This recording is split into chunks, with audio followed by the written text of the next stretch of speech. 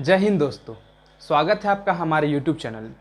जैसा कि हमने पिछले वीडियो लेक्चर में हिंद चीन में राष्ट्रवादी आंदोलन को पढ़ा था और हिंद चीन में राष्ट्रवादी आंदोलन को समझने के प्रयास में हमने वियतनाम की स्वतंत्रता तक पढ़ा था और वियतनाम की स्वतंत्रता के बारे में हमने यह जाना था कि 2 सितंबर 1946 को वियतनाम जो एक स्वतंत्र राज्य के रूप में घोषित हो जाता है, 2 सितंबर 1945 को।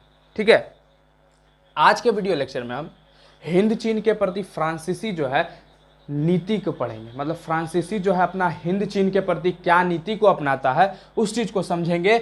और गुरिल्ला युद्ध के बारे में जो थोड़ा सा जो आरंभ होता है, गुरिल्ला युद्ध आरंभ क्यों होता है, गुरिल्ला युद्ध के बारे में हमने इतिहास के सेक्शन में बहुत बड़ा एक हाई बना हुआ है, गुरिल्ला युद्ध क्या है, तो इस विषय में समझेंगे। तो आइए आज का वीडियो लेक्चर हम शुरू करते हैं हिंद चीन में राष्ट्रवादी आंदोलन का। तो जैसा कि हमने पिछले में पढ़ा था कि 2 सितंबर 1945 को वियतनाम एक स्वतंत्र राष्ट्र घोषित हो जाता है। उसके बाद क्या होता है कि हम जानते हैं कि हिंद चीन का जो राज्य था, हिंद चीन का जो क्षेत्र था वह बहुत से छोटे छोटे राज्यों में टूटा हुआ था, जैसे कंबोडिया, लाओस, अन्नाम।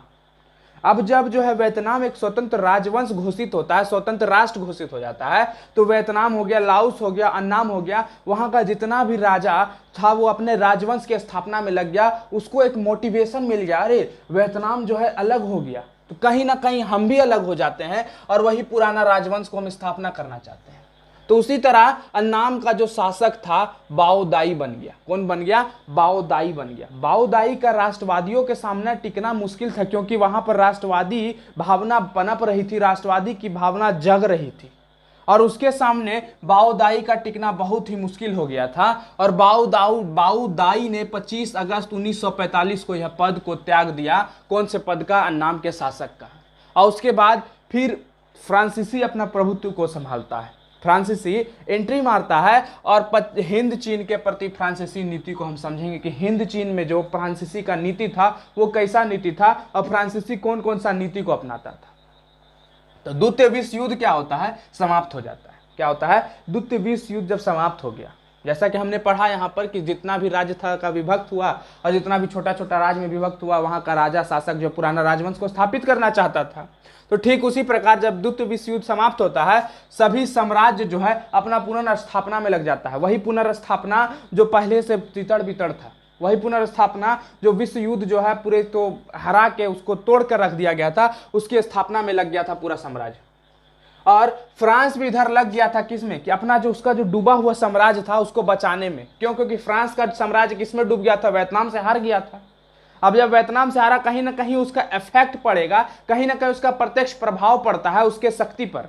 तो जब उसका शक्ति डूबने लगता है तो अपना शक्ति को बचाने के लिए वो हिंद चीन के प्रति अपना नीति को लाता है, जिसे हम औपनिवेशिक तंत्र की योजना का नीति कहते हैं। वो औपनिवेशिक तंत्र का योजना बनाता है कि किस प्रकार हम जो है अपने नीचे के लोग को, किस प्रकार अपने नीचे तबके को लोग के ऊपर शासन करेंगे, और वही शासन को हम कहते हैं औपनिवेशिक तंत्र की योजना। और वो औपनिवेशिक तंत्र की योजना कौन बनाता है? फ्रांस बनाता है। और फ्रांस क्यों बनाता है? क्योंकि अपना डूबा हुआ साम्राज्य को बचाना चाहता था।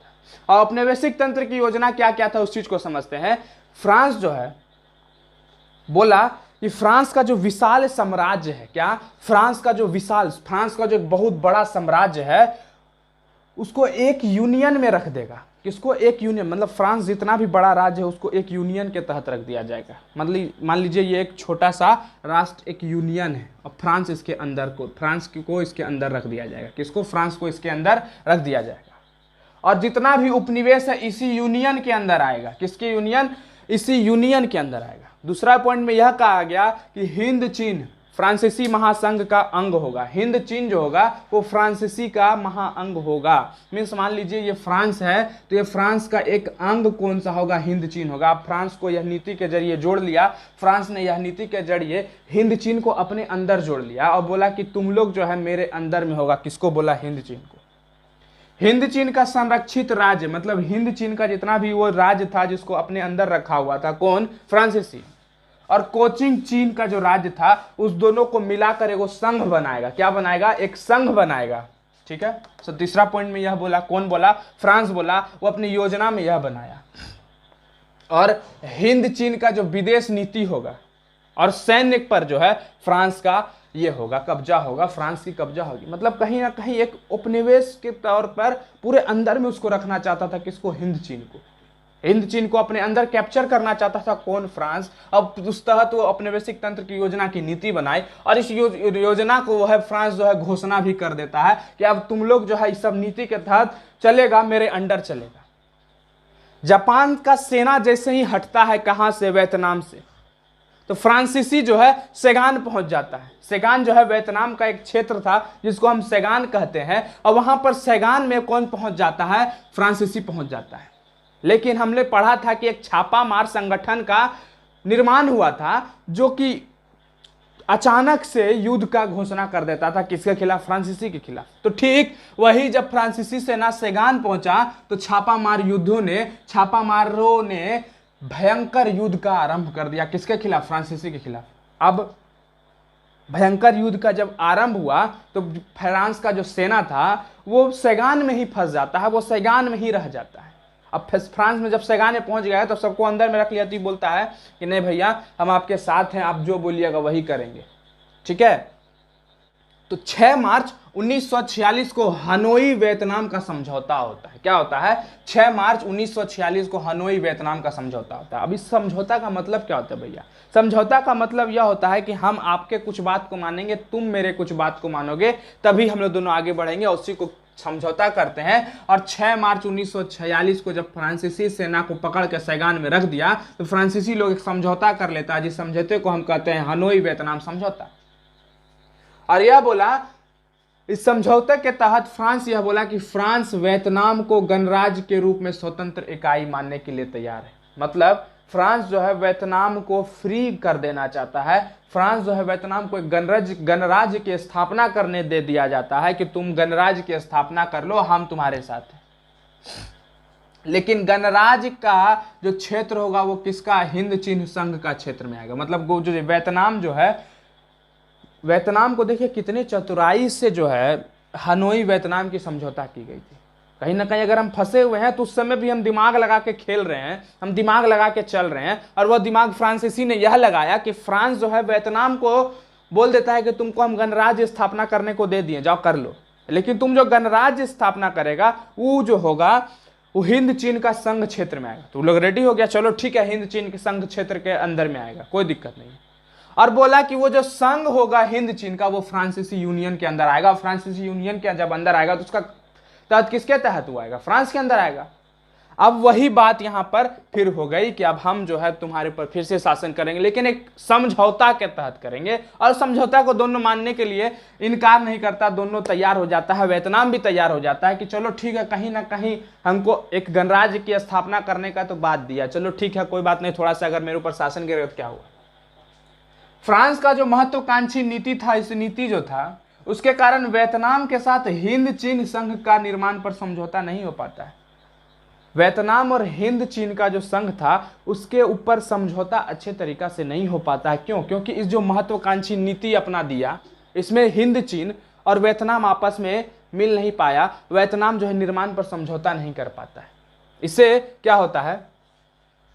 इससे यह होता है कि फ्रांस यह चाहता था, मतलब यहां पर देखिए कहना क्या चाह रहा है कि फ्रांस का जो महत्वाकांक्षी नीति था, वो जो नीति, वो कौन सा नीति था? वो नीति था औपनिवेशिक तंत्र की योजना की नीति। इस नीति के तहत वो फ्रांस जो है वियतनाम और हिंद चीन को एक नहीं कर पाता, हिंद चीन के साथ समझौता नहीं कर पाता है अच्छे तरीका से। और क्यों? क्योंकि वह चाहता था कि फ्रांस जो है संघ का अध्यक्ष किसको बनाएगा? फ्रांस बनाएगा। मतलब वो जो संघ था, किस संघ? हिंद चीन का जो संघ था उसका अध्यक्ष को कौन बनाएगा? फ्रांस बनाएगा। मतलब मेरे अनुसार जो है फ्रांस हम, और फ्रांस के अनुसार अध्यक्ष कौन बनेगा? फ्रांस के अनुसार अध्यक्ष वह बनेगा जिसको वो चाहेगा, और वह संघ का अध्यक्ष जो है कौन चुनेगा? फ्रांस चुनेगा। और वह संघ का अध्यक्ष एक हाई कमिश्नर होना चाहिए। लेकिन वियतनामी नेता क्या बोलता है कि संघ का जो सभी राज्य होगा वो स्वतंत्र रहेगा, वो गणराज्य रहेगा, वहां पर लोग मिलकर उस चीज को चुनेंगे। तो यहां पर देखिए कॉन्फ्लिक्ट टाइप से पैदा होगा कि बोलता है कि हम जिसको चुनेंगे वही होगा, और यहां पर बोलता है कि नहीं, यहां पर लोग चुनेगा जो वही होगा। उसके बाद तभी क्या करता है फ्रांस जो है, कोचिंग चीन में पृथक सरकार स्थापित कर देता है। कोचिंग और चीन का जो क्षेत्र था उसमें फ्रांस जो है एक अलग अलग सरकार का गठन कर देता है। अलग अलग सरकार का जब गठन करता है तो हनोई का जो समझौता होता है, हनोई और वियतनाम में, हनोई कहाँ, चाइना में, और वियतनाम का जो समझौता क्या हो जाता है, टूट जाता है। क्यों? क्योंकि वहां पर एक पृथक सरकार की गठन कर दी जाती है। क्यों पृथक सरकार की गठन कर दी जाती है? पृथक सरकार किस लिए गठन की कर जाती है? इसका बात से मुकर जाता है। अब जब इसके बाद से मुकरा तो इस मतलब इसका बाद से मुकरने का मतलब समझौता टूटना, और जब समझौता टूटा तो कहीं ना कहीं फ्रांसीसियों के मन में, मतलब सॉरी वियतनामियों के मन में कहीं ना कहीं एक बात आई होगी, अरे ये तो मेरा बात को तोड़ दिया, ये तो मेरे जो बात था, हमारे बीच में समझौता हुआ था वो तो टूट ना गया। तो हनोई समझौता क्या हो जाता है, टूट जाता है। और फ्रांस को बाद में कहीं ना कहीं अगर ये समझौता टूटा तो समझौता ऐसे ही फ्रांस नहीं तोड़ लिया। फ्रांस एक बेवकूफ नहीं था, फ्रांस जो था अपने आप में दिमाग से चल रहा था। क्यों? क्योंकि जब वो समझौता को तोड़ेगा तो उसके खिलाफ जो बहुत से लोग आएंगे, तो कहीं ना कहीं उसका फिर से सरकार जो है धीरे धीरे डाउनफॉल में जाएगा। नहीं तो वो होशियार इसलिए था क्योंकि उसको जो है प्रतिक्रियावादी, वियतनामी प्रतिक्रियावादी का समर्थन मिल गया था। किसको? फ्रांस को। और फ्रांस को इतना तगड़ा वियतनामी प्रतिक्रियावादी का समर्थन मिल गया कि वो हनोई समझौता को तोड़ने तक के लिए तैयार हो गया। और यह नहीं सोचा कि अगर समझौता टूटेगा तो मेरा पूरा सरकार वहां पे गिर सकता है, मेरा पूरा प्रभुत्व वहां पे गिर सकता है। क्यों? क्योंकि उसको वियतनामी प्रतिक्रियावादी का समर्थन प्राप्त था। यहां तक कि हो चिन मिन के बारे में जब हम पढ़े थे कि हो चिन मिन का सबसे महत्वपूर्ण योगदान था वियतनाम को एक स्वतंत्र राज्य का दर्जा देना, स्वतंत्र राष्ट्र का दर्जा देना। लेकिन हो ची मिन का भी इतना दम नहीं था, इतनी ताकत नहीं थी कि फ्रांस से वो मुकाबला कर सके। सोच लीजिए क्यों? क्योंकि कुछ वियतनामी प्रतिक्रियावादी के समर्थन के कारण। और इसके बीच में जब कॉन्फ्लिक्ट अराइज होता है, जब युद्ध आरंभ होता है, और उस युद्ध को हम कहते हैं गोरिल्ला युद्ध, क्योंकि फिर से एक युद्ध आरंभ हो जाता है। किसके खिलाफ? फ्रांस के खिलाफ। क्योंकि फ्रांस ने हनोई समझौता को तोड़ देता है और उस युद्ध को कहते हैं हम गोरिल्ला युद्ध। गोरिल्ला युद्ध जब आरंभ हो जाता है, इसी युद्ध का फायदा उठाता है कौन? फ्रांस। फ्रांस जो है वो जो बाउदोई जो है पेरिस का था, पेरिस चला गया था, उस पद को त्याग दिया था, उस पेरिस से बुलाकर उसको वियतनाम का शासक बना दिया। अब वियतनाम का जब शासक बनाया, वहां चला कौन रहा है? फ्रांस। फ्रांस अब होशियार था, फ्रांस जो है वियतनाम से बुलाकर इसको बना दिया। फ्रांस को यह उम्मीद था कि कम्युनिस्ट विरोधी, मतलब इसके विरोध में जो होगा, वियतनाम में जो पार्टी चल रहा था वो कम्युनिस्ट पार्टी थी, और कम्युनिस्ट पार्टी का जो विरोधी होगा इसका समर्थन करेगा। और हम यह भी पढ़े थे समाजवाद साम्यवाद में कि उस समय का जो समय काल चल रहा था द्वितीय विश्व युद्ध के बाद, हमारा ये जो विश्व जो है दो खेम में बट गया था, दो खेमों में बट गई थी, जिसे हम पूंजीवादी युग और साम्यवादी युग कहते हैं।